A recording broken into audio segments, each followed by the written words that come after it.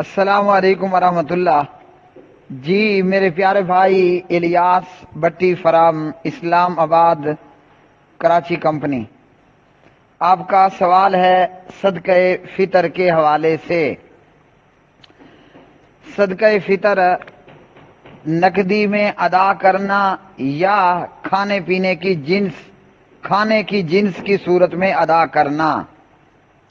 تو صدقہ فطر کے حوالے سے ابن عمر رضی اللہ تعالی عنہما بیان کرتے ہیں کہ فرض رسول اللہ صلی اللہ علیہ وسلم زکوٰۃ الفطر صاع من تمر او صاع من شعیر علی العبد والحر والذکر والانثى والصغیر والکبیر من المسلمین۔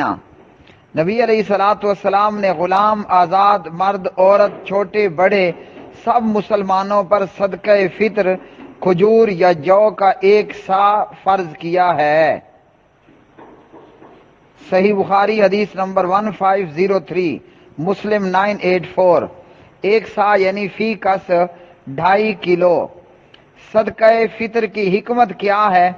حکمت کے تعلق سے ابن عباس رضی اللہ تعالی عنہما فرماتے ہیں فرض رسول اللہ صلی اللہ علیہ وسلم زکوٰۃ الفطر طہرۃ للصائم من اللغو والرفث وطعمۃ للمساکین۔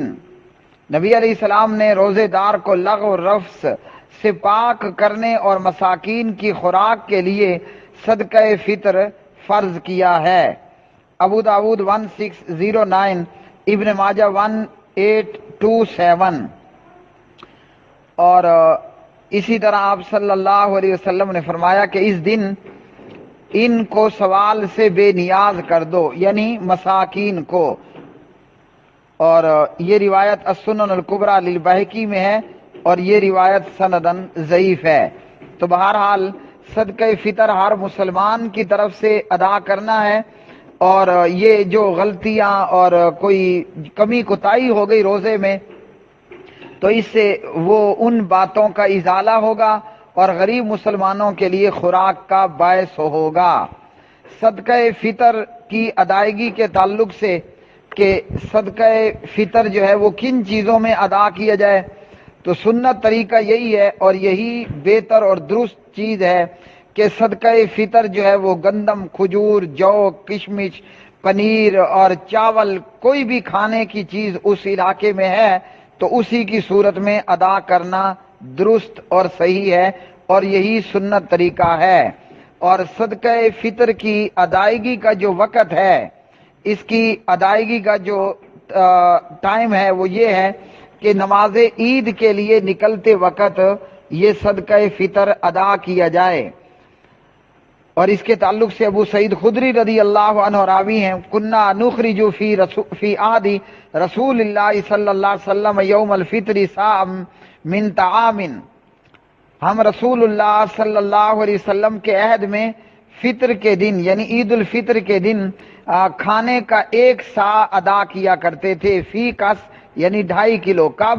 عید الفطر، عید کے دن میں۔ ابو سعید کہتے ہیں وکان طعامنا، اور اس وقت میں ہمارا کھانا وہ جو، کشمش اور پنیر اور کھجور ہوتی تھی۔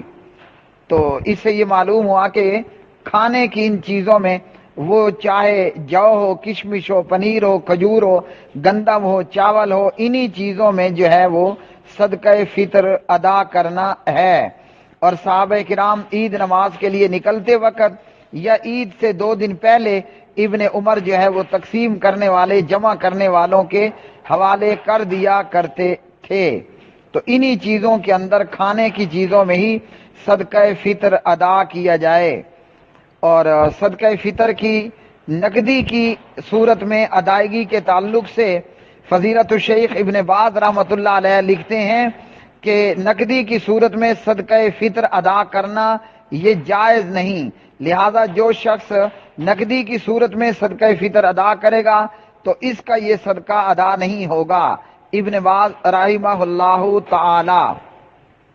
اور اسی طرح اس کے تعلق سے بعض علماء نے یہ لکھا ہے کہ اگر کوئی صدقہ فطر نقدی کی صورت میں ضرورت کے تحت ادا کر دے تو جائز ہوگا، نقدی کی صورت میں ادائیگی جو ہے وہ جائز ہے، جبکہ صحیح طریقہ یہی ہے کہ ان کھانے کی چیزوں میں ہی جو ہے وہ صدقہ فطر دیا جائے۔ حالانکہ اس وقت میں بھی نقدی موجود ہوتی تھی، لیکن نبی علیہ الصلوۃ والسلام سے یا صحابہ سے یہ ثابت نہیں ہے کہیں بھی کہ انہوں نے طعام کے بدلے نقد روپے سے فطر کی صدقہ فطر کی ادائیگی کی ہو۔ اور بعض علماء کا یہ کہنا ہے کہ اگر کوئی نقدی کی صورت میں ادا کرتا ہے تو یہ جائز ہے، اور اس سلسلے میں دو قول ہیں۔ نقدی کی صورت میں ادا کر دیا تو جائز ہے، دوسرا قول یہ ہے اور یہی صحیح قول ہے کہ صدقہ فطر جنس طعام کی صورت میں ہی ادا کیا جائے، جیسے صحابہ کرام رضوان اللہ علیہم اجمعین کرتے تھے۔